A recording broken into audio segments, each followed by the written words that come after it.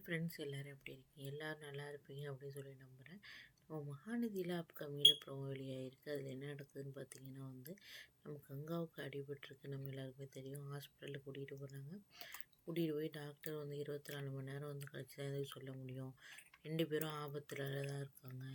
அவங்க husband sign போடணும் அப்படின்னு சொல்கிறாங்க.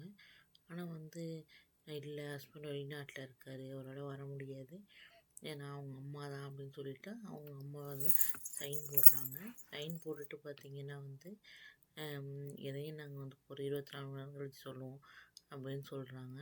இப்போ கங்காவுக்கு என்ன ஆக போகுதுன்னு தெரியல. குழந்தைக்கும் இப்போ பிறக்க போகுது அப்படிங்கிறது தெரியலை.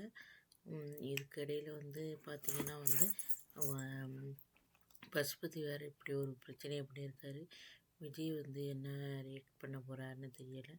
பொறுத்திருந்து தான் பார்க்கணும் ஃப்ரெண்ட்ஸ், என்ன நடக்க போகுது அப்படிங்கிறத. கங்கா நல்லபடியாக வீட்டுக்கு வருவாங்களா அப்படிங்கிறத பார்க்கணும். இன்னொன்று, குமரனோட என்ட்ரி இப்போ தான் இருக்குது. குமரன் நியூ குமரன் வராரா, இல்லை பழைய குமரன் கமருதீனே வராரா என்னன்னு தெரியலை. அதையும் பொறுத்திருந்து தான் பார்க்கணும்.